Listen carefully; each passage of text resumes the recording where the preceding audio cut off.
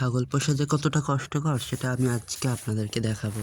যারা ভাবেন ছাগল পুষবেন, গরু পুষবেন, হ্যাঁ বুঝতে পারেন যদি আপনাদের হাতের কাছে সব কিছু থাকে তবেই কিন্তু পুষবেন। কিন্তু যদি আমাদের মতন অবস্থা হয় কিন্তু না পোষাই উচিত। কারণ কি এখানে ঘাস পাওয়া একদমই যায় না।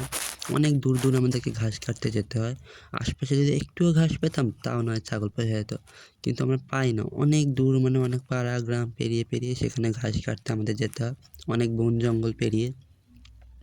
তো যাই হোক যাদের ছাগল খড় খায়, ভুসি খায় তাদের তো খুবই ভালো।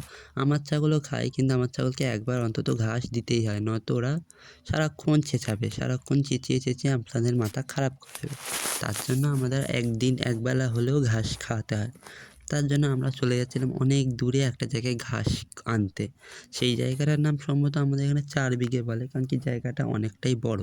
তার জন্য আমরা এখানেই চলে যাচ্ছিলাম, আমি আর আমার ঠাকমা সেখানে ঘাস কাটতে চলে গিয়েছি। বেশ অনেকটা পথ পেরিয়ে আমরা যে গিয়েছিলাম, তার জন্য আমি একটু তাড়াতাড়ি করার চেষ্টা করছিলাম। কিন্তু যদিও তাড়াতাড়ি করেই বা কী হবে, সেই তো ঘাস কাটতে অনেকটাই সময় লাগে, তাই না? আর আমাদের একটা দুটোও ছাগল নয়, আমাদের বেশ অনেকগুলো ছাগল। তার জন্য একটু ঘাসের পরিমাণটাও বেশি লাগে। তার জন্য আমার একটু ঘাসটাও কাটতে একটু সময় লাগে। যাই হোক, যা তা ঘাস আবার কাটা যাবে না।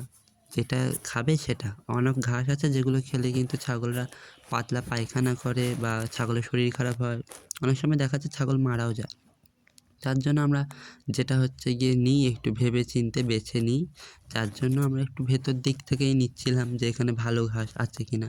আর এখানে এসে দেখি না, এখানে ভালোই ঘাস আছে, পাতা চাপা পড়ে আছে, এগুলোকে সরিয়ে সরিয়ে নিতে হবে চারিদিক করে। কারণ কি এখানে অনেকেই ঘাস কাটতে আসে, তার জন্য এগুলো প্রায় এরকম হয়ে গিয়েছে, মনে হচ্ছে এখানে নেই। যাই হোক, ঠাকুমা এদিকে ঘাস কাটতে অলরেডি শুরু করে দিয়েছে আর আমার এই কটা সবে কাটা হয়েছে। তো আমার তো বেশ অনেক কটাই কাটা হয়েছে, চলো একটুখানি ঘুরে আসি। কিন্তু ঠাকুমার বেশিক্ষণ কাটা হয়ে গেছে। কিন্তু ঠাকুমা বললাম যে আমারও একটু তুমি হয়ে গেলে আমাকেও একটু কেটে দিও। ঠিক আছে বলে একটু আগেটায় আমি ঘুরতে গেলাম। ঘুরতে গিয়ে দেখি কিনা ওরে বাবা, আগেটাতে বেশ আরও কচি কচি ঘাস আছে। সেখানটাতে প্রায় কাঞ্চনে ঘাস, তারপর জার্মানি লতা এরকম কচি কচি আছে, যেগুলো আমাদের ছাগল বাচ্চারা খেতে অনেক পছন্দ করে। জন্য আমি একটু আগেটাতেই চলে যাচ্ছিলাম যে ওখান থেকে কিছু জার্মানি লতা নিয়ে নিলে আমার বাচ্চা ছাগলটা খাবে। তার জন্য আমি একটু আগেটায় এগিয়ে গিয়ে দেখছিলাম। দেখতে দেখি হ্যাঁ, এখানে বেশ ভালোই জার্মানি লতা হয়েছে। আর একটু আগেটাতে দেখছি একটা লাউ গাছও দেখতে পেয়েছিলাম।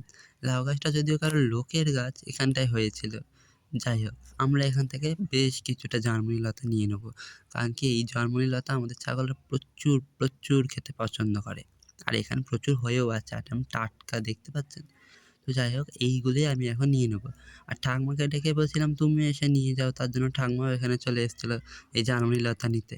নিয়ে আর আমি একটু আগেটায় এগিয়ে গিয়ে আমি ওই পার থেকে নেবো আর ঠাকুমা এখান থেকে নেবে। ঠাকুমা একটুখানি জার্মানি লতা সহ কিছু ডাঁটা শাকও নিচ্ছিল তার ছাগলের খাওয়ার জন্য।